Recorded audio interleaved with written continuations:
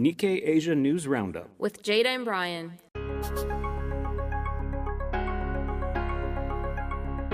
Welcome to the Nikkei Asia News Roundup with your hosts, Jada and Brian. bringing you the latest updates and insights on the dynamic world of Asia and more. Now let's delve into the headlines. This program is brought to you by Nikkei.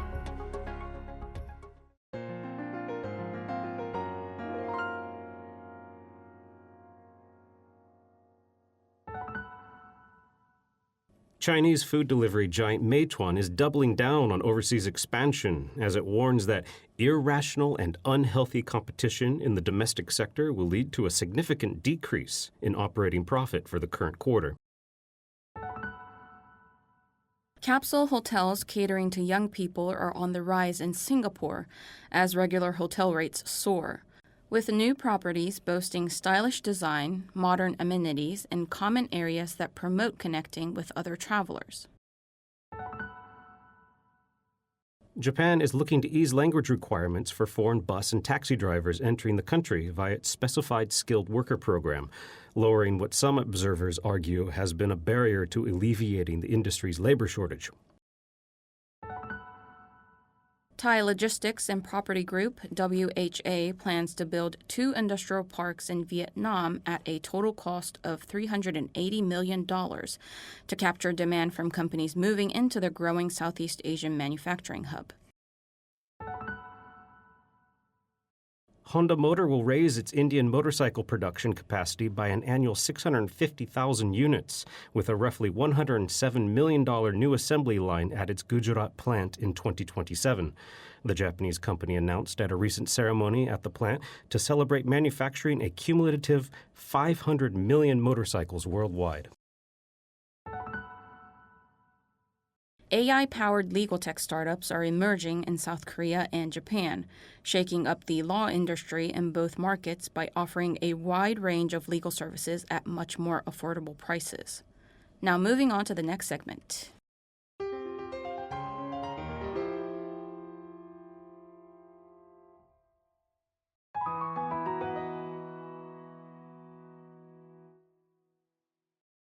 Thailand's insect cuisine spreads its wings.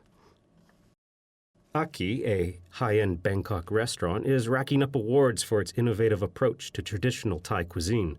On the menu is a collection of long-established dishes such as red curry and stir-fried swimmer prawns, complemented by a collection of around 20 insect dishes. Chef Sitakorn O Chantop says he wants to showcase the best of historical Thai ingredients, and that includes tapping into the long-standing northeastern Thai practice of eating local insects. While some potential customers may be repulsed by fried crickets, cicadas, and silkworms, others see the appeal. Aki was awarded a Michelin star earlier this year, while Sitakorn won 2005's Michelin Young Chef Award. And he is not alone in incorporating such controversial ingredients. Top chefs across Thailand are adding edible insects to their menus in the hopes of making them more widely acceptable. On average, insects are composed of between 35% and 60% protein when dry, according to research by the scientific journal publisher MDPI in 2023. Their carbon footprint is also lower than meat production, according to the World Economic Forum. Proponents of insect foods hope that as consumers become more conscious of what they are eating, their minds will become more open to alternative proteins, especially if they are showcased as part of higher-end culinary experiences rather than from street vendors such as those in Bangkok's Khao San Road who serve deep-fried beetles.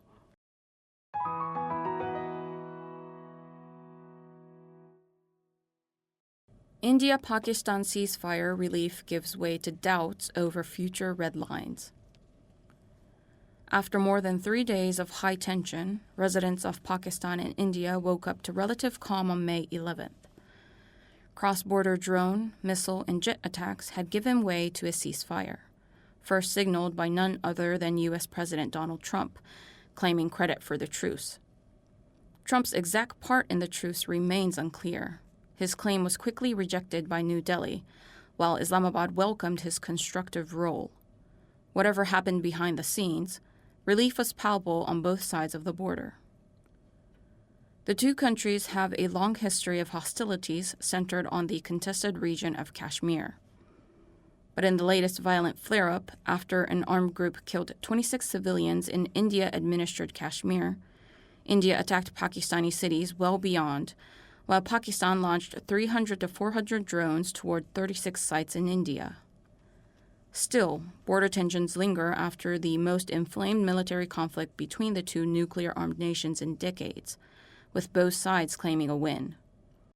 With the end of cross-border attacks, though, came the start of a new era of doubt, observers say.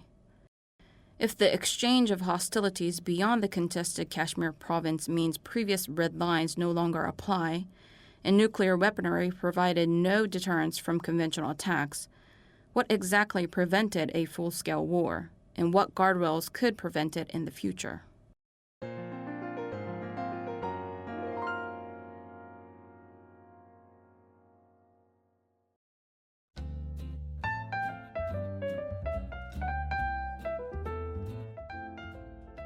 And now for news highlights. In this episode, Jada and I have a discussion about a recent article that has particularly captured our attention. And today we'd like to talk about children's sports in Japan and how actually parental income is affecting it. Now, reading through this article, I'll start personally on this one. More personal, not about kids and parents, but I used to, like a decade ago, on a lazy Sunday, I would sometimes go to a baseball game in Tokyo. There's several major league, not major league, but professional baseball teams. And you could spend maybe $15 to get an outfield seat, the equivalent. I did that a few weeks ago, or looked into it, and it was closer to $30 or $40 for a ticket. Prices have gone up. It's a big hike, And that's what this story is about, not just about viewing sports or going to live events, but just the cost of getting into sports, especially for parents and their children. So it's saying, this article is saying that, a lot of children can't play because it's expensive to learn and actually, play. But also that you can't watch it either because those are getting expensive too, with mostly sports being on fee-based platforms. That one of them in this article is DAZN, and it costs 4,200 yen per month. Per month. So that's the equivalent of like several streaming services at once. Yes, that's very expensive. And even as you mentioned, tickets are going up. I think it says swimming lessons and baseball lessons. That is also costing much more.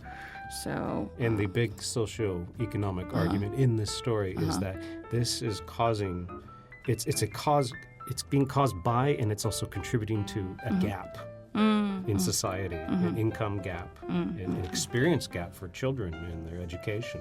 Because one of the arguments is that team sports, or just sports in general, help teach kids how rules work and how to work with others and how to socialize. And a lot of kids that can't afford the $300 baseball bat or the certain amount of money per month swimming lessons are not going to have these experiences. There's a chart in the story actually that lists households with less than 3 million yen in income. Over 60% say that their children's level of participation in sports is less than once a week. And then it's totally different for households with over 6 million yen in annual income. So that's definitely, as you mentioned, income gap is affecting the kids' participation, and then therefore that's affecting their social development, their ability to learn, respect rules and all that. Yeah, and it's been getting worse over the years. It's not just like this is something we've noticed recently. One of the other graphs shows about young people watching sports and how it's declining. And it's not just the price situation we just mentioned. It's also that there's other alternatives the kids have to entertain themselves. Especially with social media. It's easy to be on your phone instead of out there hitting balls. Yeah, I don't want to sound like an old man, saying, oh, these kids and their video games, but kind of. It's, these kids and their video games. And because it's just easier, cheaper, more accessible. And there may be not that element of gatekeeping that some people who can afford the equipment or the time or the lessons. And the question is, what can be done about it? So in Japan, I think that this is the same for U.S. and other countries, but there are school extracurricular sports club activities, and that could encourage kids to play sports and participate. But another headache is that there are some moves to shift from volunteer teachers to private businesses operating those sports clubs. So that could be another burden on parents. Yeah, my thought was, I went through two thoughts seeing that, where one is the teachers are already probably burdened with teaching and a lot of other things. But then giving it to private businesses who, I mean, by their nature, are there for the money. Yeah. That's just going to raise prices even more and maybe push more people out. Yeah.